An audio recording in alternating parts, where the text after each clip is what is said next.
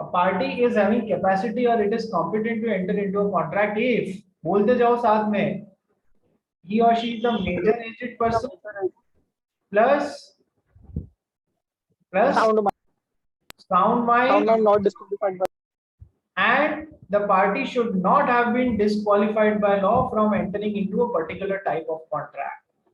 तो तीनों बातें हैं तब हम बोलेंगे कि वो बंदा कॉम्पिटेंट है। तीनों बातें हैं तब हम बोलेंगे कि वो बंदा कॉम्पिटेंट है।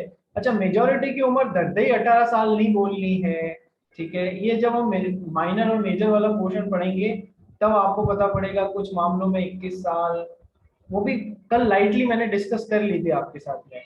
तो कल हम लोगों ने साउंड माइंड वाला पोर्शन डिस्कस कर लिया था। आज हम लोग स्पेसिफिकली डिस्क्वालिफाइड बाय लॉ वाला पोर्शन डिस्कस कर लेते हैं, ठीक है।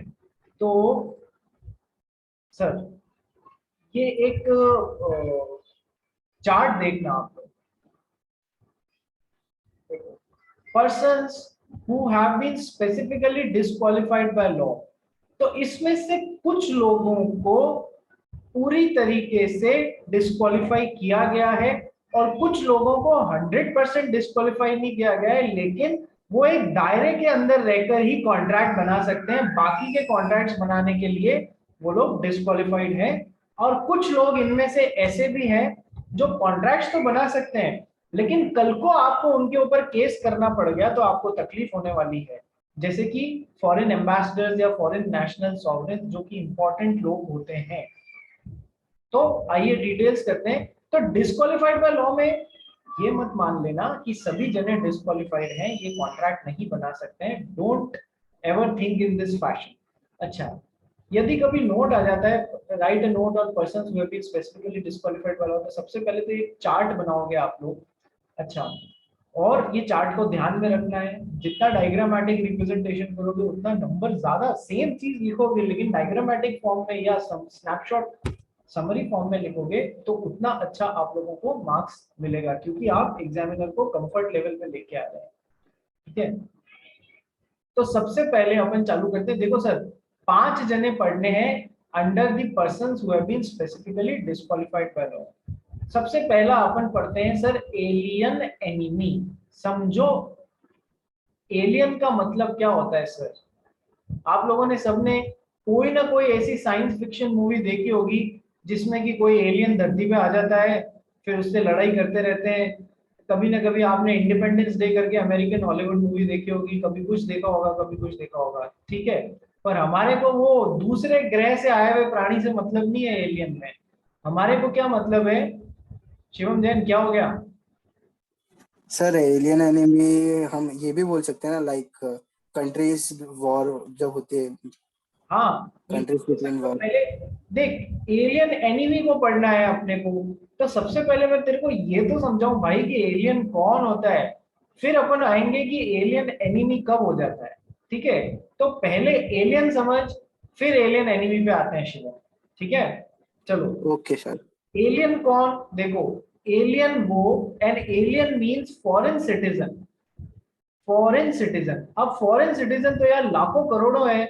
सब जो इंडिया के बाहर के लोग हैं वो सारे के सारे फिर एलियन हो गए? नहीं, हमारे को सबसे मतलब नहीं है। हमारे को उस फॉरेन सिटीजन से मतलब है who is living in India. India के मैप पे मत जाना, आइसक्रीम जैसा बन गया है। पर हमारे को उससे फॉरेन सिटीजन से मतलब है who is living in India. So who is an alien? An alien means a foreign citizen who is living in India. So suppose कर एक चाइनीज इंडिया में रह रहा है तो वो एलियन हो गया।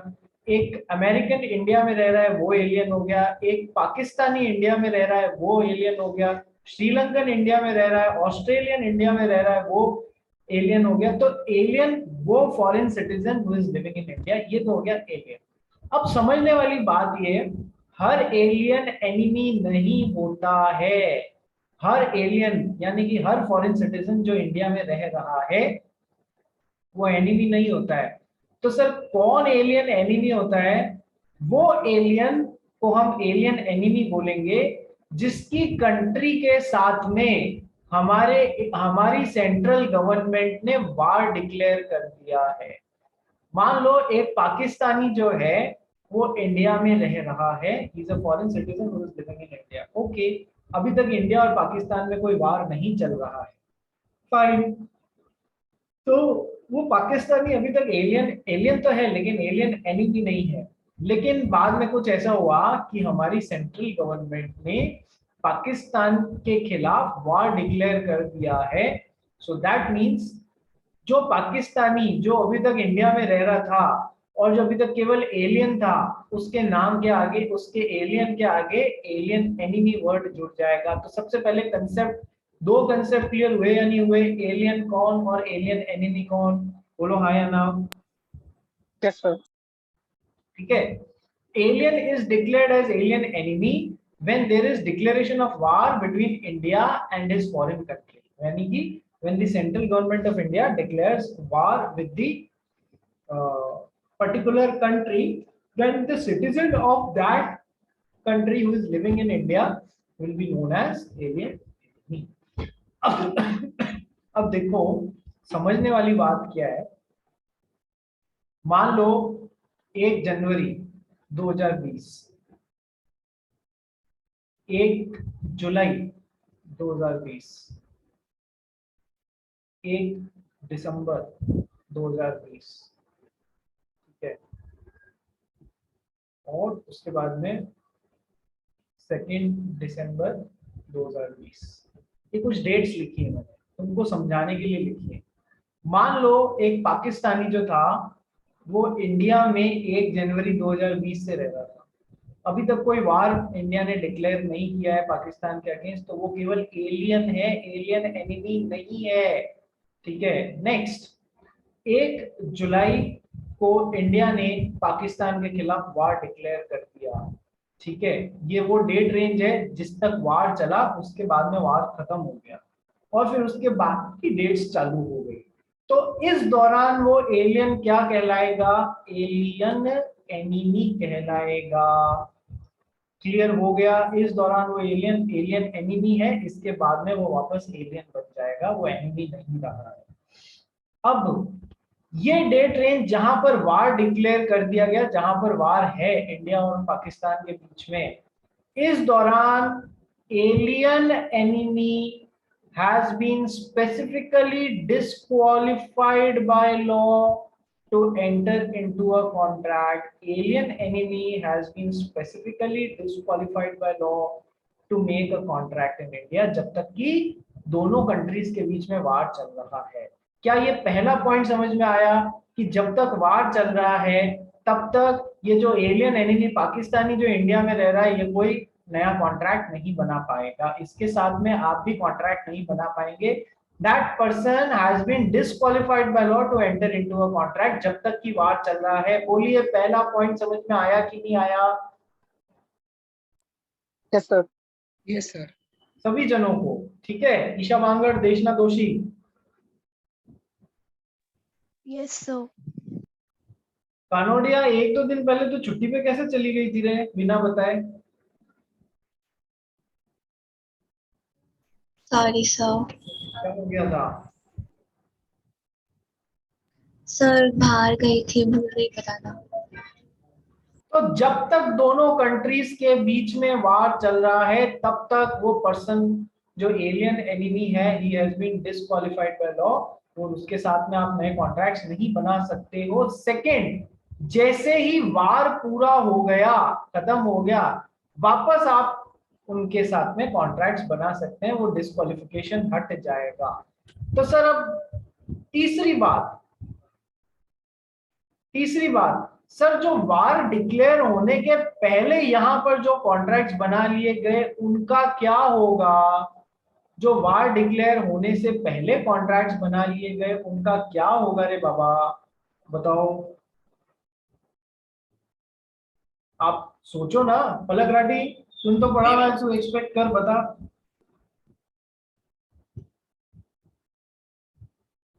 हाँ नीना, तू बता। सर उसके पहले वो लोग एनिमी नहीं हुए ना, तो बन जाएगा। वापस बोल। सर उसके पहले वो लोग एनिमी नहीं थे तो बन जाएगा। अरे कॉन्ट्रैक्ट तो बन गया, लेकिन अभी कॉन्ट्रैक्ट की परफॉर्मेंस देनी बाकी है, तो उन कॉन्ट्रैक्ट्स का क्या होगा? अभी तक परफॉर्मेंस देनी बाकी है, कॉन्ट्रैक्ट void हो जाएगा, void हो जाएगा। लेकिन सडनली हम वार टाइम में एंटर कर गए, तो इन कॉन्ट्रैक्ट्स का क्या होगा जो पहले बनाए हुए थे वार डिक्लेरेशन से पहले? void हो जाएंगे sir. Sir they will either be जो यहाँ इस टाइम जोन में बनाए हुए थे ना, इस टाइम जोन में वो कॉन्ट्रैक्ट्स या तो टेम्पररीली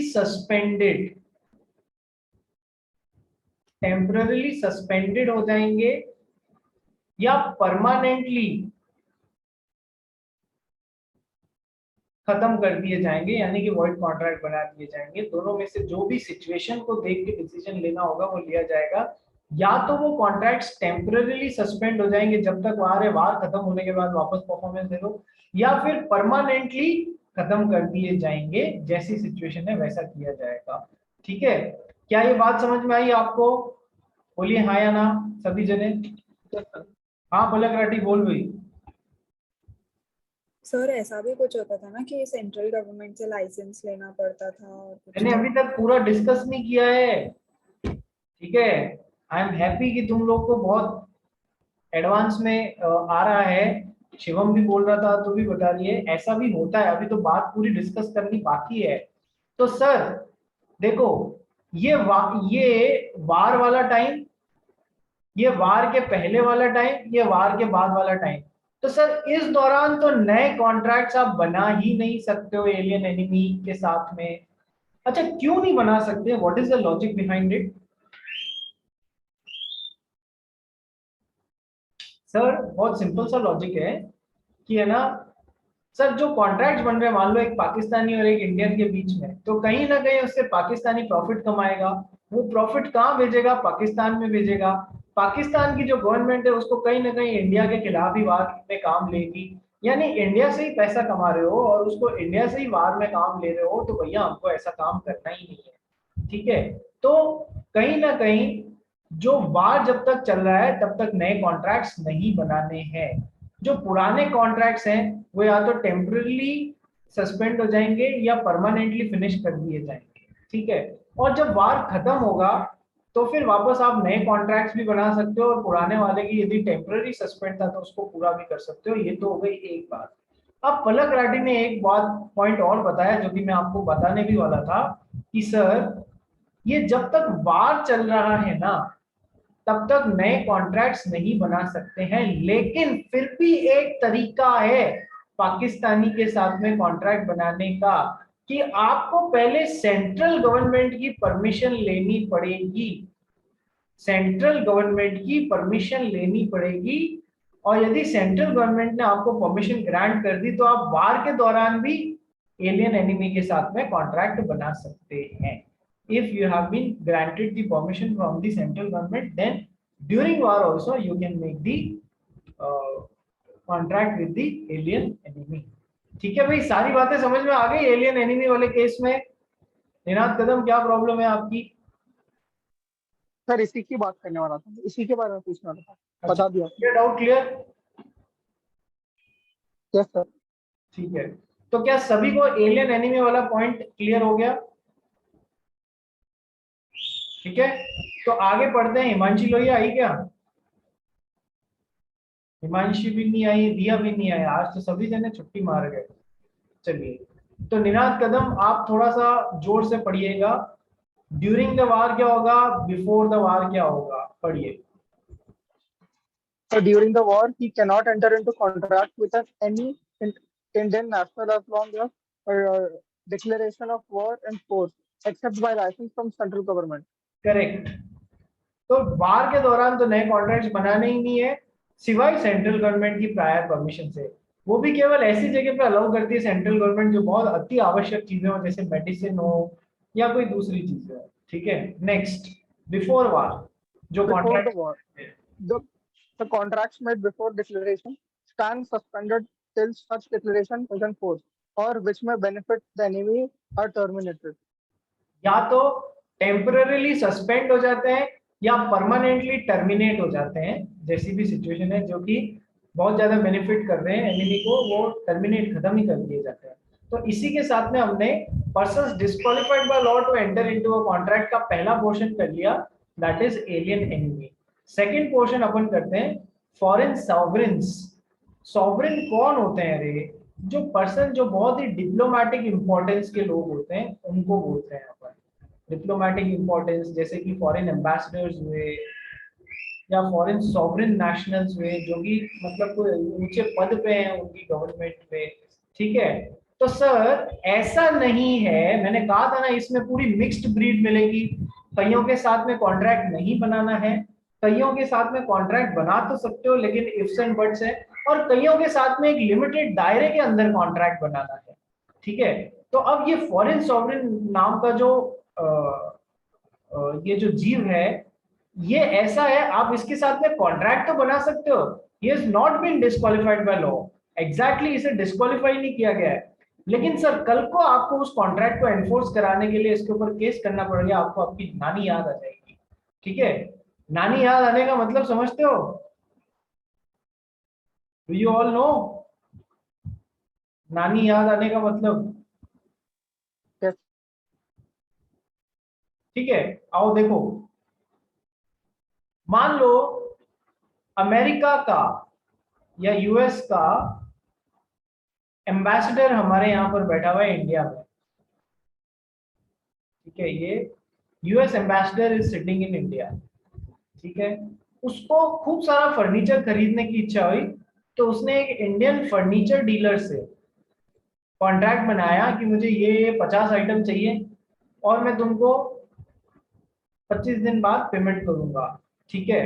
तो यदि ऐसा हो रहा है तो सर ये कॉन्ट्रैक्ट तो बना सकता है फॉरेन सॉवरेन या फॉरेन डिप्लोमेटिक पर्सन जो है वो कॉन्ट्रैक्ट तो बना सकता है, लेकिन कल को इसने 25 दिन बाद 1 महीने बाद पैसा नहीं दिया तो इस भाई के इंडियन जो सप्लायर है उसके गले में आ जाएगी। क्यों गले में आ जाएगी? ये अब इसको केस करना पड़ेगा फॉरेन एम्बेसडर पे। केस ये डायरेक्टली कर नहीं सकता जब तक कि प्रायर सेंट्रल गवर्नमेंट की परमिशन नहीं ले ले, तब तक ये फॉरेन एम्बेसडर या फॉरेन डिप्लोमेटिक पर्सन पे केस नहीं कर सकता है, क्योंकि इस पे केस करना इंडियन कोर्ट्स में मतलब डायरेक्टली उस देश को चुनौती दे देना कि तेरे आदमी ने, देश की सरकार को चुनौती दे देना कि तेरे यहाँ का आदमी हमारे यहाँ गलत करके गया है तो हम उसे छोड़ेंगे नहीं। तो एक तरीके से दोनों देशों के रिश्ते खराब हो जाते हैं, ठीक है। इसलिए ये तो सेंट्रल या तो ये खुद जब तक हाँ नहीं भरेगी मेरे ऊपर केस कर दो, या फिर सेंट्रल गवर्नमेंट की परमिशन नहीं मिल जाए, तो ये तो खुद पे कभी हाँ भरेगा नहीं, और सेंट्रल गवर्नमेंट आपको परमिशन देने में जूते रगड़वा देगी लेकिन परमिशन देगी नहीं। आप सोचोगे इससे अच्छा तो मैंने अप्लाई ही नहीं किया होता, अप्लाई करने में ज्यादा खर्चा, पिछले 2 साल से मैं चक्कर काट रहा हूँ, मेरे को ये लोग परमिशन ही नहीं दे रहे हैं। तो ऐसा नहीं है कि फॉरेन सॉवरेन जो होता है वो टोटली डिस्क्वालिफाइड बाय लॉ है। He can enter into a contract, he can very much enter into a contract, but यदि एनफोर्स कराना या केस करने की जरूरत पड़ गई तो अब तकलीफ में आ जाएगा इंडियन काउंटर पार्ट। वो केस तभी कर सकता है with prior permission of the central government. अब इसमें एक कैच पॉइंट है, यदि फॉरेन एम्बेसडर इंडिया में एक एजेंट के थ्रू काम कर रहे हैं और ये जो इंडियन एंटिटी है वो उस एजेंट के साथ में कॉन्ट्रैक्ट बना रही है, एजेंट किसके बिहाफ पे काम कर रहा है? फॉरेन सॉवरेन या फॉरेन एम्बेसडर के बिहाफ पे, लेकिन वो एजेंट डायरेक्ट मतलब फॉरेन एम्बेसडर या फॉरेन सॉवरेन डायरेक्टली काम नहीं कर रहा है, उसने इंडिया में एजेंट के थ्रू काम कर रहा है, तो फिर अब इंडियन आदमी को डरने की जरूरत नहीं है, वो सीधा इसके ऊपर केस ठोक सकता है। क्या ये चोर दरवाजा समझ में आया आपको? Yes, sir. बोलो हाँ या ना। Yes, sir. शैली शाह, हाँ सर। ठीक है, ध्यान रखना चोर दरवाजा, ठीक है। नेक्स्ट, एक ये हो गया, एक ये हो गया। अब इसमें एक पॉइंट है, एक्स रूलर्स को, एक्स रूलर्स अभी अपन पढ़ेंगे तभी और क्लियर हो जाएगा। एक्स रूलर्स को ये जो बेनिफिट फॉरेन सॉवरेन्स या डिप्लोमैट्स है ना उनको ये नहीं दिया गया है। फॉरेन सॉवरेन्स या डिप्लोमैट्स को जो ये बेनिफिट दिया गया है ना कि इनके ऊपर केस करने से पहले सेंट्रल गवर्नमेंट की परमिशन लेनी पड़ेगी, ये फायदा उनको नहीं दिया गया है। किनको? जो एक्स रूलर्स है ना, जो पुराने टाइम के रूलर्स हैं, उनको ये फायदा नहीं दिया गया है, ठीक है। चलिए पढ़ना स्टार्ट करते हैं। तो अभी कौन पढ़ेगा? शैली शाह पढ़ हमारे लिए। हाँ sir, foreign sovereigns and ambassadors, foreign sovereigns and representative of the foreign states cannot be sued unless they voluntarily submit themselves to jurisdiction of our law courts. Stop. They can ठीक है, फॉरेन सॉवरेन्स या representatives of foreign state के ऊपर case तब तक नहीं किया जा सकता, यानी कि सर आप कॉन्ट्रैक्ट तो बना सकते हो उनके साथ में, लेकिन केस करते वक्त आपको आपकी नानी याद आ जाएगी। सो दे कैन नॉट बी सूड, या तो अनलेस दे वॉलंटरीली अपनी इच्छा से सबमिट कर देवे कि हाँ हम पे केस चलाओ जुरिस्डिक्शन ऑफ लॉ कोर्ट्स। अरे कौन ऐसा करता है यार, ये केवल कहने का पॉइंट है। या फिर सेकंड पॉइंट शैली, they can enter into contracts, but they can't be proceeded against in Indian courts without the sanction of central government. या तो वो खुद ही अपनी इच्छा से अपने आप को कोर्ट के समक्ष सपुर्द कर ले कि हाँ हम पे केस चलाओ, या फिर सेंट्रल गवर्नमेंट की परमिशन लेके आप उन पर केस कर सकते हैं। जो पॉइंट मैंने बताया था वो दोनों इस पॉइंट्स में कवर हो रहे हैं। थर्ड पॉइंट शैली, Where a foreign sovereigns enter into contracts through an agent residing in India, the agent shall be held liable on the contract. चोर दरवाजा, यदि वो फॉरेन सॉवरेन क्या कर रहा है, इंडिया में एजेंट के थ्रू आपसे कॉन्ट्रैक्ट बना रहा है, तो अब आपको डरने की जरूरत नहीं है, ठोको ताली ठोको केस उस पे। ठीक है, fourth point, But an ex-ruler is not entitled to this privilege. पुराने राजे महाराजाओं के जमाने गए, so ex ruler is not entitled to the privilege which has been accorded to foreign sovereigns and ambassadors. I think this point is very clear. So alien enemy totally जब तक वार चल रहा है तब तक कुछ नहीं, और वार के पहले वाले जो है वो या तो टेम्पररी सस्पेंडेड या परमानेंटली टर्मिनेटेड हो जाएंगे। फॉरेन सॉवरेन्स अभी पढ़ा है। अब नेक्स्ट आते हैं अपन कंपनी या कॉर्पोरेशन पे। कंपनी या कॉर्पोरेशन पे, क्या कंपनी कॉन्ट्रैक्ट नहीं बना सकती? सर कंपनी बिल्कुल कॉन्ट्रैक्ट बना सकती है। कंपनी कॉन्ट्रैक्ट नहीं बनाएगी तो क्या हम बनाएंगे क्या? हाँ हम भी बनाएंगे, कंपनी भी बनाएगी। लेकिन देखो, तो ये बोलना कि ये disqualified by lawyer to make a contract, ये पूरी तरीके से गलत होगा। तो आइए डिटेल समझते हैं इसकी। देखो, कंपनी या कॉर्पोरेशन कौन है रे? अभी अपन कंपनीज एक्ट पढ़ के आए हैं, इससे पहले कॉन्ट्रैक्ट एक्ट से पहले पढ़ के आए हैं। तो कंपनी की डेफिनेशन क्या बताई थी आपको? ठीक है, so it's an artificial person, artificial person. ठीक है, ये बात ध्यान में रखना। अब देखो, फिर मैंने आपको बताया था कि कंपनी के दो कॉन्स्टिट्यूशनल डॉक्यूमेंट्स होते हैं जिनको हम बोलते हैं मेमोरेंडम ऑफ एसोसिएशन और आर्टिकल ऑफ एसोसिएशन, बोलते हैं ना भाई अपन। ठीक है, तो अब मुझे एक बात बताओ, मेमोरेंडम ऑफ एसोसिएशन के 6 क्लॉजेस क्या क्या होते हैं? कानोडिया तू बताएगी, दो तू बता कानोडिया। एमओए के क्लॉजेस बता। Object clause, ऑब्जेक्ट क्लॉज, एक और बता। registration, registered office clause. Kanodia दिसंबर में एग्जाम है, इसलिए रजिस्ट्रेशन और ये सब में की वजह एकदम क्लियर होना चाहिए, पुराने को छोड़ो मत। ठीक है, चलिए नेम क्लॉज, कंपनी का नाम क्या है? Object clause, registered office clause. Ninad,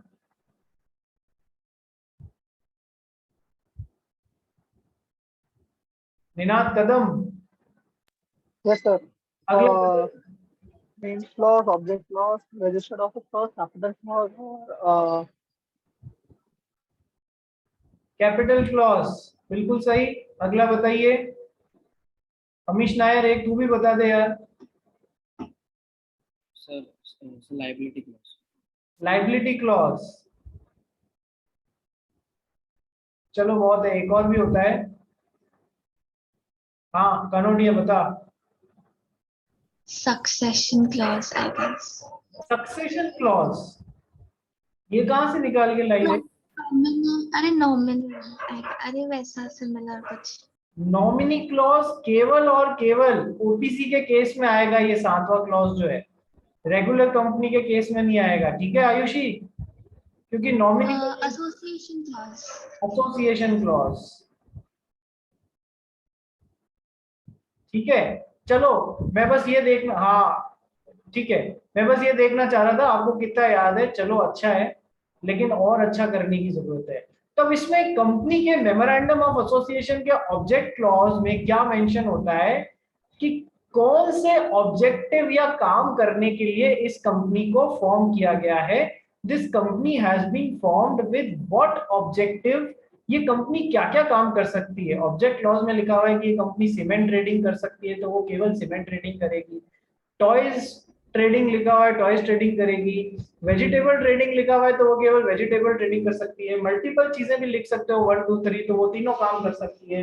ठीक है, जो काम कंपनी के मेमोरेंडम ऑफ एसोसिएशन के ऑब्जेक्ट क्लॉज में लिखा हुआ है, वो कंपनी केवल वो ही काम कर सकती है। इसके बाहर जाके यदि वो काम कर दिया, तो फिर वो काम के लिए, मान लो इस कंपनी बनी है सीमेंट ट्रेडिंग के लिए, मिस्टर एक्स के साथ में वेजिटेबल ट्रेडिंग के लिए कॉन्ट्रैक्ट बना दिया या एग्रीमेंट बना दिया, तो ये वॉइड एग्रीमेंट है, शुरुआत से गलत है, क्योंकि कंपनी ये काम कर ही नहीं सकती है, पावर्स ही नहीं है इसके पास में। तो ये कंपनी अपने ऑब्जेक्ट क्लॉज के बाहर जाके काम कर रही है, तो ये कैसा काम हो जाएगा।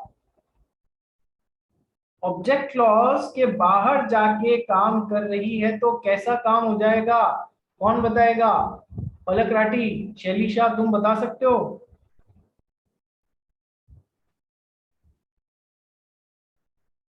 जल्दी बोलो रे।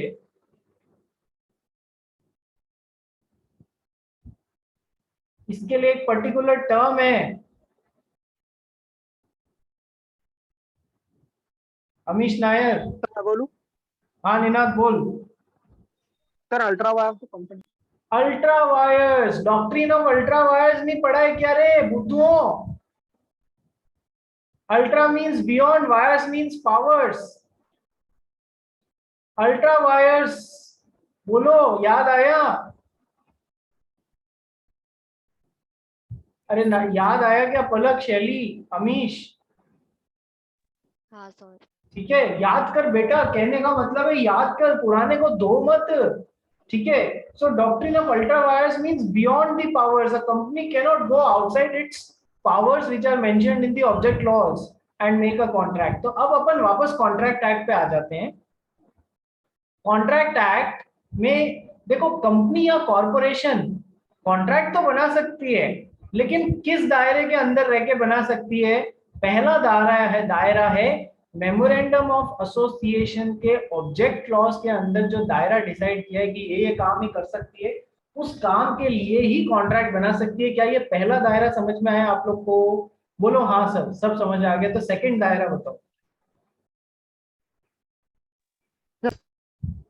ठीक है, सेकंड दायरा है कि सर इसको कंपनीज एक्ट के दायरे के अंदर रहकर ही बनाना है। कंपनीज एक्ट कह रहा है कि ये कानून है, इस कानून के हिसाब से सारी कंपनीज को चलना है, तो इस दायरे को ब्रीच नहीं करना है।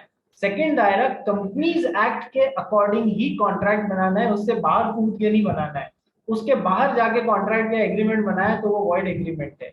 तीसरा दायरा, सर कंपनी कैसा पर्सन है, एक आर्टिफिशियल पर्सन है, तो इससे प्योरली नेचुरल पर्संस के लिए जो कॉन्ट्रैक्ट होते हैं ना, वैसे कॉन्ट्रैक्ट्स नहीं बना सकती है। जैसे कि कॉन्ट्रैक्ट ऑफ मैरिज, शादी करने का कॉन्ट्रैक्ट कभी भी कंपनी नहीं बना सकती है, क्योंकि ये प्योरली नेचुरल पर्सन ही ऐसे कॉन्ट्रैक्ट्स बना सकते हैं। सर ये तीन दायरे कंपनी के समझ में आ गए, जिन दायरों के अंदर रह के कॉन्ट्रैक्ट बनाने, इनके बाहर जाके एग्रीमेंट बनाया तो वो गलत एग्रीमेंट है, वॉइड एग्रीमेंट है। यस सर, तीनों याद रह जाएंगे। हाँ सर, हाँ तो बोलो, एक्टिव रहो। ठीक है, चलिए पढ़ना चालू करते हैं। शैलीशा आजा। हाँ sir. Corporations are artificial person. It does not have physical existence. Shailisha please be loud. Hello sir, सुनाई दे रहा है? अभी सुनाई दे रहा है। Corporations are artificial person. It does not have physical existence. हाँ, आर्टिफिशियल पर्सन है, तो जो नेचुरल पर्सन्स वाले कॉन्ट्रैक्ट हैं वो नहीं बना सकते, प्योरली नेचुरल पर्सन्स वाले। Next, It can sue and be sued. Company क्योंकि आर्टिफिशियल पर्सन है, लेकिन पर्सन तो है ना, सेपरेट लीगल एग्जिस्टेंस है ना, तो इसको इसके नाम से इसके ऊपर केस किया जा सकता है, और ये भी अपने नाम से दूसरे के ऊपर केस कर सकती है. Third, Every artificial person has contractual capacity within a scope of its governing law. देखो नॉर्मल कंपनीज का गवर्निंग लॉ क्या होगा, कंपनीज एक्ट होगा. ये पीडीएफ पे ये पेन थोड़ा सा अच्छा नहीं चलता है, इसलिए थोड़ा सा मेरे से बेयर विद करना. नॉर्मल कंपनीज के लिए गवर्निंग लॉ क्या होगा, कंपनीज एक्ट. और कोई स्पेशल कॉर्पोरेशंस हैं तो कॉर्पोरेशन के लिए जो भी लॉ होगा उनको उस दायरे का ध्यान रखना है. जैसे कि लाइफ इंश्योरेंस कॉर्पोरेशन कौन से एक्ट से बना है, LIC एक्ट ऑफ 1956 से बना है, तो वो LIC एक्ट के दायरे के बाहर जाके काम नहीं कर सकता. नॉर्मल कंपनी कंपनीज एक्ट के दायरे के बाहर जाके काम नहीं कर सकती. अपना अपना दायरा है कंपनी और कॉर्पोरेशन का, उसके अंदर ही. ये तो हो गया पहला दायरा. Second, The contractual capacity of a company registered under Companies Act is defined by the object clause of its memorandum of association. MOA के ऑब्जेक्ट क्लॉज के बाहर जाके कॉन्ट्रैक्ट बनाया, एग्रीमेंट बनाया, तो वो वॉइड एग्रीमेंट. ठीक है. Any act done beyond it's memorandum is void. तो सर देखो, कंपनी और कॉर्पोरेशन का governing law, any act done beyond the memorandum of association का object clause is void. And since it is an artificial person, या लिखना अपने notes में कि नेचुरल पर्संस के लिए स्पेसिफिकली जो कॉन्ट्रैक्ट है प्योरली जो नेचुरल पर्संस वाले लोग ही बना सकते हैं, वो company being an artificial person नहीं बना सकते. और एग्जांपल लिख देना, मैरिज कॉन्ट्रैक्ट्स ऐसे नहीं बना सकते. ठीक है, समझ में आ गया. तीसरा पॉइंट भी ये देखो, कंपनी या कॉर्पोरेशंस. अब हम रीजॉइन करेंगे और बाकी के 2 पॉइंट्स इंस्टॉलमेंट्स और कॉन्वेंट्स को खत्म करेंगे, और आज ये वाला टॉपिक भी खत्म कर लेंगे. So I am sending you the new link, quickly rejoin on it.